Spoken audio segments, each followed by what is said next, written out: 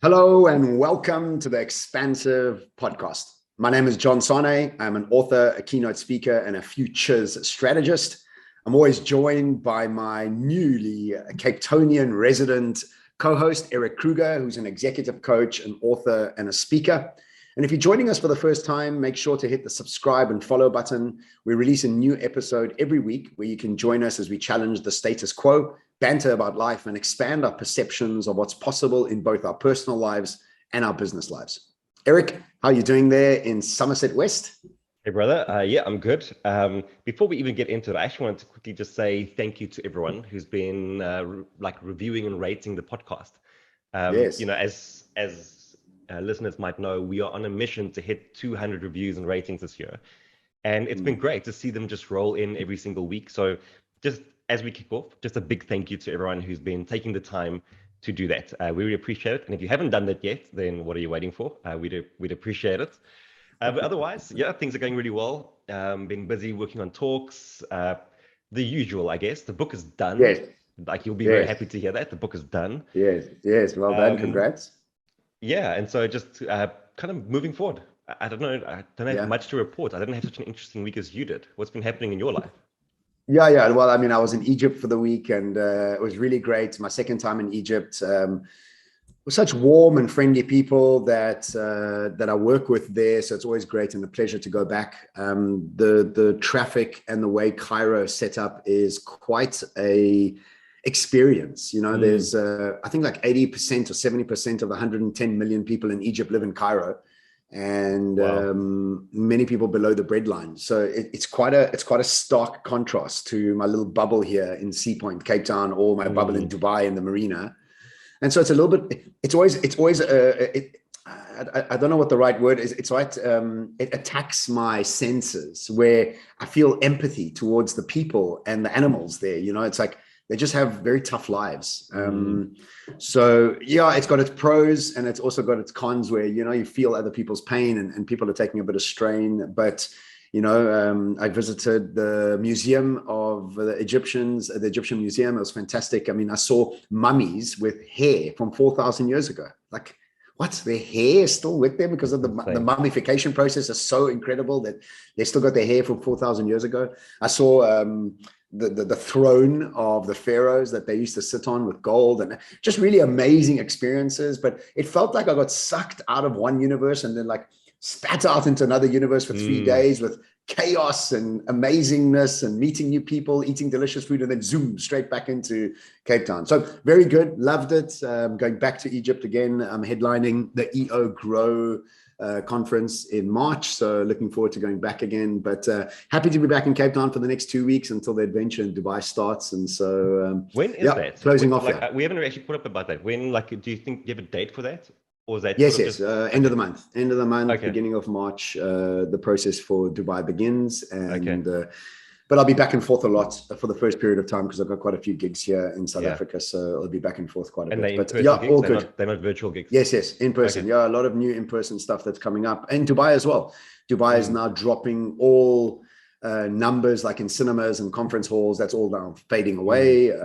So yeah, so things are really starting to ease up around the world and with my travels. In fact, I didn't even need a PCR test going to Egypt. Really? There was no PCR test to go to Doha. Quick one before we get into the content for today. Do you think that in 2022 we'll see a maskless society? Yes. London's already set the tone. Yeah. London's already set the tone. I think even here, you know, when I get into an Uber, I asked the Uber driver, I said, if I have my window down, do you mind if I have my mask off? He says, absolutely. Like every single driver is like, this thing's, I have to wear it because it's rules from Uber. But I just think slowly but surely the thing will start dissolving and fading away. I even think right now we're overstretching with the mask scenario. I think it's kind of done. Yeah. It's going to be weird walking into a shopping center again and seeing everyone without a mask. It's going to be very weird. But I have to say, like all the sort of league events that I go to for sports and things like that, there's a very relaxed atmosphere almost with all of it, you know, like I think people are just kind of over it. It's just absolutely not legally there yet, but I think outside of that, everyone's kind of embracing a no mask philosophy almost. Yes.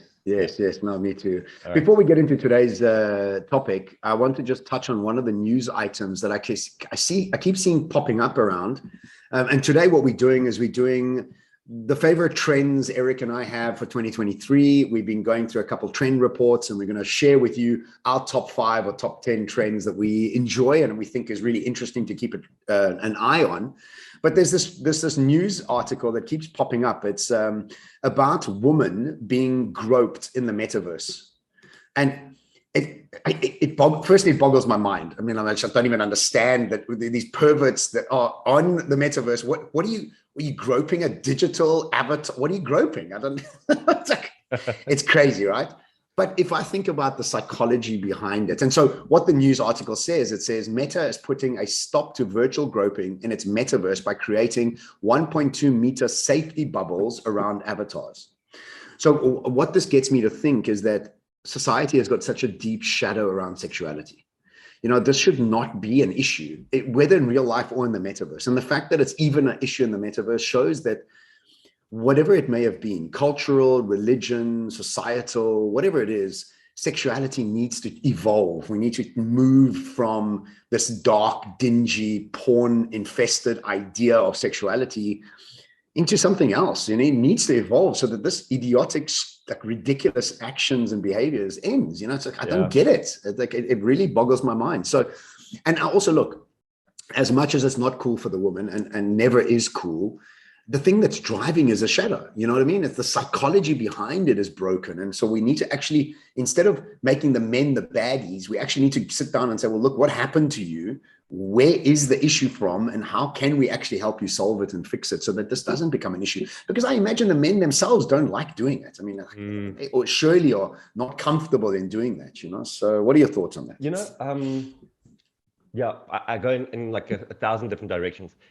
When my mind starts is that, you know, they've always done these experiments where they're like, they ask someone to kill a robot, right? And like they say, like, to what extent do we develop emotions and things towards robots? And like, do you feel empathy for something like a robot? Then I'm like, well, if we extend that then into the metaverse, to what extent do I feel like if someone walks up to me with a gun and shoots my avatar, like, what do I feel in that situation? Or if I walk up to someone else's avatar with a gun? And it's weird for me as well, because I'm a gamer. I've always enjoyed games. And like very often in a game, like there are no consequences. So you do whatever the hell you want. Like, you know, like, and I mean, some games, if I think back, there was this one game called, it slips my mind, but it was like one of the best games to play where you upgrade your car and the entire thing is to kill as many people as you can, drive over as many people as you can. Yeah, but it was a fun game. No, man, it's a fun game. Very fun. Yeah, okay. But this is like 15 years ago. But the thing is, no consequence. So now if you take that and like, what is the metaverse? It doesn't feel to me like it's an extension of reality. It feels to me like a game that I'm playing. Like, why wouldn't I still go? Do you think that's going to change though? I don't know. Don't you think it's going to change? I mean, McDonald's has just registered or patented a restaurant that you can order McDonald's from and get it delivered to your real life. Domino's Pizza has also done that. So it's having a crossover. Definitely there's a crossover. It won't be totally just a game. There is. Yeah, there is. I don't know. You don't know yet. All of that's still very foreign to me, but it's interesting for me that I can totally see why that kind of behavior extends into the metaverse. Like it makes total sense to me from a gaming point of view, but also from like if you are like your shadow thing, what you were saying is exactly that. Like if you aren't acting out or healing your shadow in real life, why would you not go everywhere and portray that into the metaverse? Of course, of course you will. Yeah, of course you would. But I'm just saying it's a psychological issue that we have in society that is even extending into that world where you're actually not getting any sexual hit from it when you're grabbing a digital avatar. What are you doing? Like even in real life, what are you doing? Like, what do you think is going to happen when you grope a woman? She's going to turn around and go, "Ooh, I love you. Let's go." And like, what are you doing? Like, it doesn't make sense. Anyway, I saw the funniest thing. I saw the funniest thing, by the way, where the guy, it's like they're showing him from the outside, like viewing him in VR, and then they're showing next to that what he's seeing in VR, and he walks up to a dude in the bar and he like knocks out his glass out of his hand. And then they start fighting, but all you see is just people doing this, you know, in the air. But it's like this intense fight in the metaverse. But like, that's ridiculous. What an interesting world. What's happening? Are we devolving or are we evolving? I don't know. It's a tough one to try and figure out. Anyway, let's get stuck in. I mean, obviously, I'm a future strategist. I'm always looking at trends. I'm always looking at what's next so that I can even just prepare myself and obviously with my clients as well. So I sent through a couple of trend reports to Erik, and we decided that we'll just take our top favorite trends and just explain them and expand on them and what our experience of those trends are. So why don't you kick in, Erik, and start off with your first one, and then we can get on to mine. Yeah. So the first one that I thought was really interesting is that it seems to me that there's a big push for people to find their space. And so what this means is that if you look at companies around the world, many of them are becoming the concierge of your experience, right? So like what I saw was that you have micro adventures, right? So like instead of being able to travel abroad, they organize micro adventures for you in your country or in your province, wherever it may be. Yes. Academic adventures, psychedelic adventures, meditative adventures. Yes. So like it's like pick your poison. Like, what do you want to experience? And there's a niche enough community or organization that will specialize in helping you to facilitate that adventure. Right. And I think it's kind of cool that you can find your space and what works for you in the world. I love that. The micro adventures seems like your micro adventure with Spotify and your micro adventure with YouTube. It's almost like these very personalized niche experiences that you can have digitally as well as online. I mean, offline. In fact, Psychonaut Tourism is a massively growing trend where people are taking executives into these psychedelic experiences so that they can work through their issues, their company issues on some mushrooms or San Pedro or whatever it may be. So definitely evolving at a pace that is quite surprising to me, because even in Egypt, with the audience that I had was a very mature, affluent, YPO, they're in their 40s, 50s, and 60s, Arabic speaking, were very interested in psychonautic healing experiences, which I thought was both exciting and incredibly strange that such a conservative clientele would be keen on that. So yes, micro adventures is a really cool thing to think about, and even start to design them for yourself, like what would my micro adventure this weekend look like so I can go on it. So very cool. And I think if you have that kind of interest, then you can also think, how do you facilitate that for other people? How do you build that out for other people? Like, I think there's so much opportunity in this space, because traditionally, if you think of just travel agencies, like they kind of just like take you wherever you want to go in the world. Some of them might have packages that are like the Seychelles or the Maldives package, but it's not an experiential package that says this is like meditation or psychedelics. So what is yours? They're very cool. Okay, good. I like that. I like it. My one, the first one I want to go with is called the K effect. And this is about the South Korean effect on the world. And the very first time I started thinking about South Korea is when I met at Singularity University an old man from South Korea, and his claim to fame was introducing the internet to South Korea in the 80s, I don't know, in the 90s, whenever it was. And his mission from the government was to make the internet in South Korea the fastest internet in the world. And they've achieved that. They've got the fastest internet in the world. And I was like, wow, they're like really ahead of the game. And then I did some work with Dermalogica, and I was doing their strategy for the future. And then we started researching and realizing that the best beauty products come out of South Korea. They have probiotics in them. They're like really ahead of the game. Then we watched Parasite, and Parasite won the best non-English, it won an Oscar, and the first time a non-English movie won an Oscar. Then you watch K-pop taking over the world, where these Korean pop stars are now the hottest things around the world. Then you watch Squid Games, and you're like, oh my God, Squid Games broke every record on Netflix. And then you start asking yourself, hang on a second, these South Koreans are jacked. They're like, something's cooking in there. Their creativity is so unique. The fact that they have never been exposed to the Hollywood world, the Western world, or not never, they're very unique in their way of telling stories, of doing things, They've got their own very clear fashion style, movie style, just everything they express is very unique. And I'm such a fan of theirs, because every time I experience something from South Korea, I'm always impressed. Parasite and Squid Games were both quite violent, but really interesting, because I'd never seen a story being told like that. So whether you're a fan or not, I'm not really a fan of gory things, but I'm a real fan of storytelling that surprises you at every corner. And I think we are so bored of Hollywood, because Hollywood just keeps remaking the same crap that they've always made, because they just want to make money, not actually tell stories. And so South Korea is really surprising. I'm looking forward to seeing and experiencing more South Korea. I mean, in fact, I've got an intention of actually going to South Korea and hopefully speaking at a conference there, or 2 or 3, so that I can experience that city or Seoul and just that country as a whole.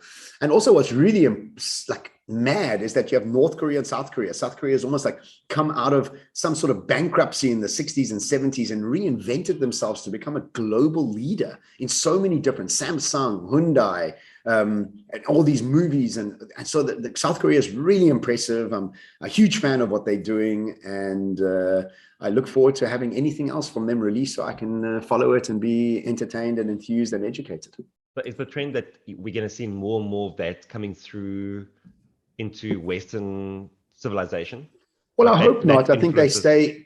Well, I hope they stay unique and they don't like they don't take anything from our society so that we can keep being surprised by theirs. But I just think that if they've now proven themselves over and over to be incredibly creative, ahead of the game, it's not a mistake. It's just they're really good. Oh, sorry, let's not forget Gangnam Style. Gangnam Style was the first video to ever hit 1 billion views on YouTube. I mean, guys, this is no small feat. This is a country that's really just like a small little country. And also, I just saw recently they built a new soccer city that they want to make football. They want to become the #1 football country in Asia for football. And you must see what they're doing there for the youth academies and worldwide. I mean, it's just unbelievable what they're doing. So yeah, big up to South Korea, and keep an eye out for anything else that comes from South Korea. It must probably be crazy, but really entertaining and educating. I'm What's looking yours? for an article that I saw a while ago, but I'm not seeing it right now. But there was a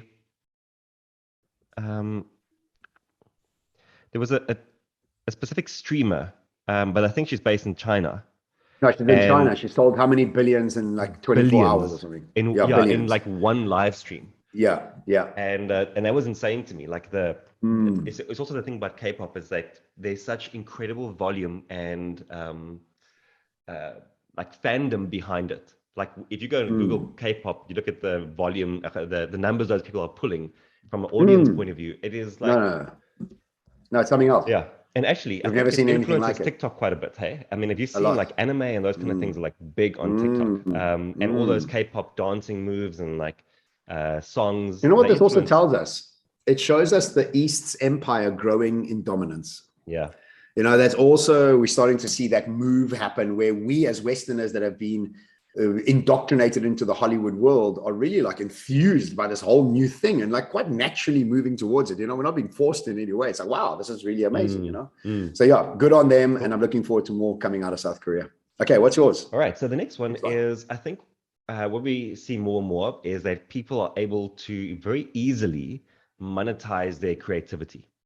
So not only because of the fact that we are exposed to the internet and because of that we can find our community that resonates with the things that we are interested in, but also because I think platforms are allowing and building around that more and more. So like we've spoken about this many times, the creator economy. And the creator economy just means that I as an individual become the company. I become the conduit through which we sell products, courses, merchandise, whatever, right? So we have OnlyFans, obviously, like there's been a big one, mainly actually sort of. I don't know, what's OnlyFans? What's that? What's OnlyFans? Sure. I haven't heard of it. Just go cancel your subscription quickly. This is a family show, Erik. Can you not bring up any other example? You listen. Come on, man. You literally started with porn when we started this conversation today. What did I say? You brought it up some way. I did not. Well, it was either or before we spoke, but it was somewhere. No. On the show, it's a family show, Erik. We apologize to all the children listening. We apologize to all the children. Yeah, carry on. So you have OnlyFans. Twitter has recently made a shift that you can pay to be, follow someone or newsletter, whatever. Tumblr, Patreon. I know Facebook also has some plans for monetization for creators. So all of them are thinking about how do we attract creators to our platform. And it's like, I always look at this and I go, wow, like you can really sell anything. You know, like once you get to a point where you are putting content numbers behind you, put yourself into the world, you will find a community that resonates with the thing that you want to do. Yeah. Like I saw something this week where like the channel is all about growing seeds. Like that's it. Like all they do is they focus on how do they grow different kinds of seeds Like, Yeah. how do you Yeah. grow a guava seed or whatever, Yeah. banana seed or whatever? Yeah. And Yeah. that's it. And they have this massive community around them and they make a ton of Yeah. money off it. Yeah. So I think what's really exciting is that if you are really interested, passionate, curious about a topic, you can find a community that'll resonate with that online, and you can monetize that curiosity, that passion, that excitement. So what you're saying is the trend that you're talking about is the passion economy It's growing even further. the Yeah. creator economy becoming The creator massive, economy. massive, Yeah. massive. Yeah, Yeah. Yeah. for sure. Yeah, yeah, I agree. And I think blockchain will make it even better because we'll start making all the money instead of sharing the money with these platforms. So yeah, that's also starting to progress where I think what the stat was 92% of the internet users are consumers.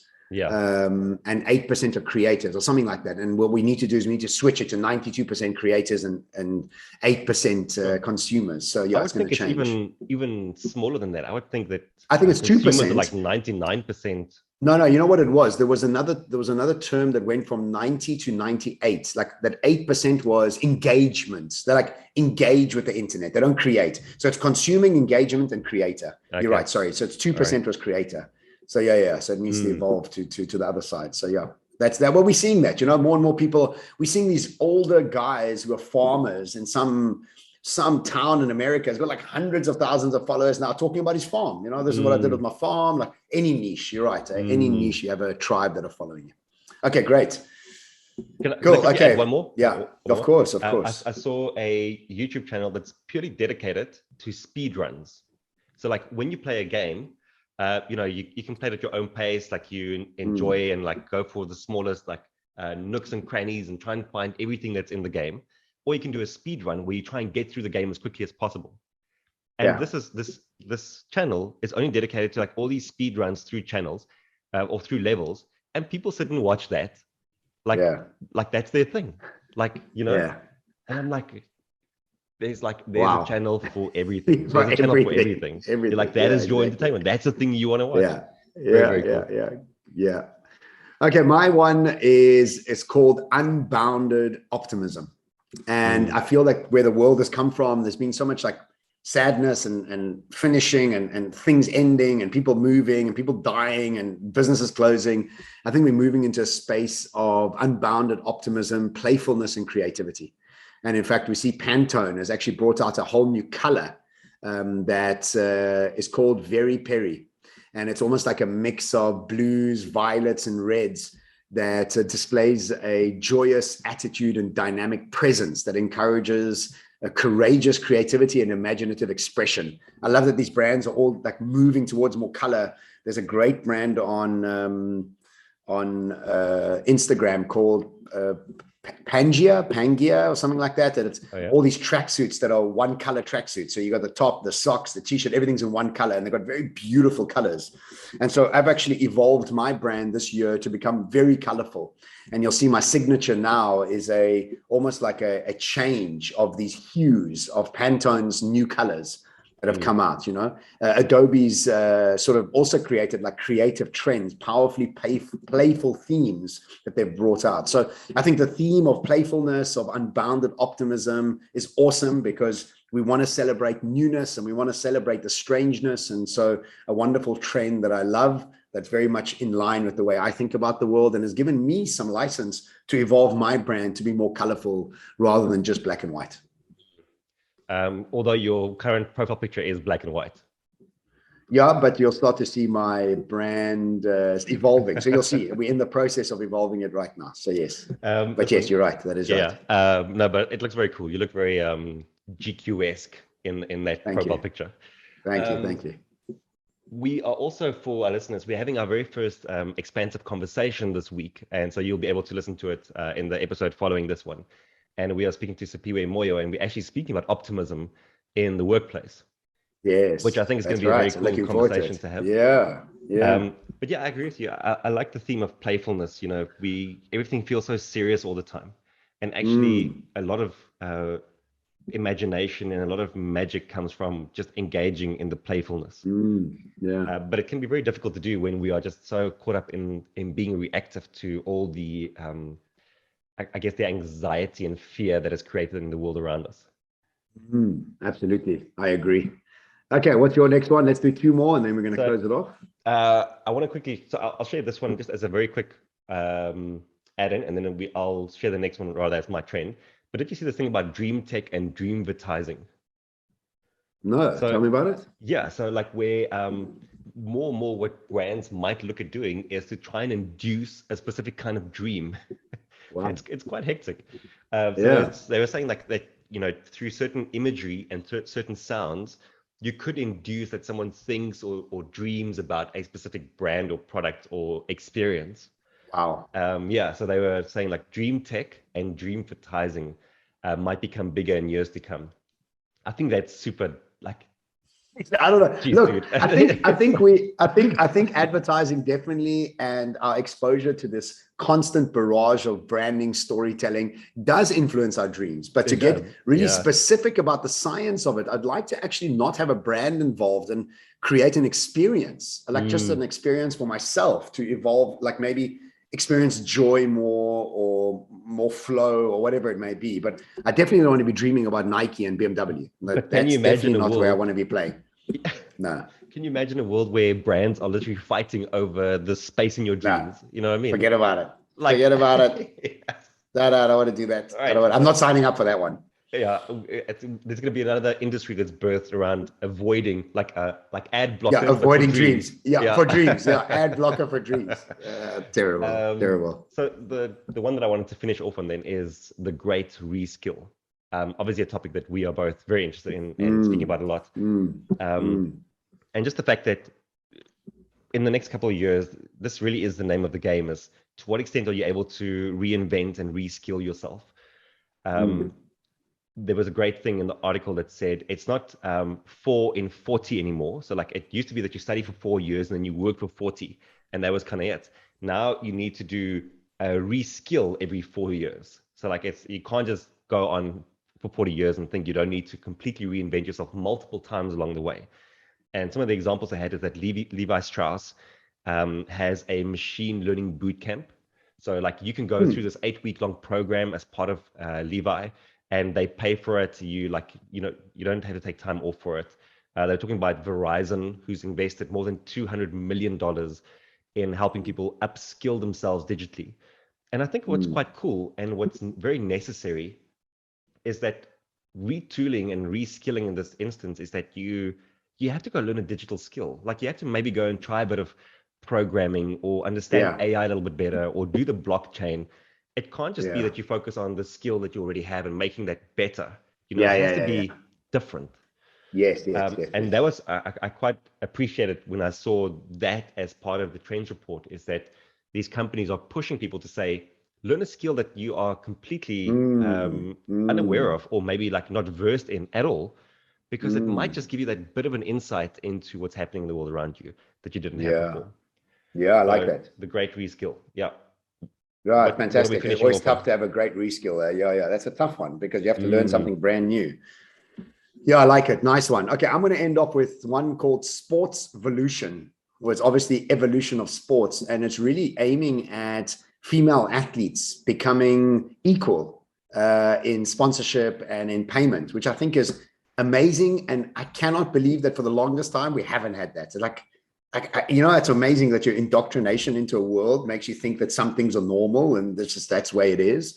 And so what really got me standing out, like really got me thinking about this, like Naomi Osaka, the tennis player, that half Japanese tennis player, she was the highest valued sports player 2 years ago, highest in the world. Like we're talking more than any male. She was the number one. And what a wonderful thing to evolve into a place where you've got this female tennis player that's very like open about mental health and speaking about things, and also being ranked as the most valuable sports player in the world.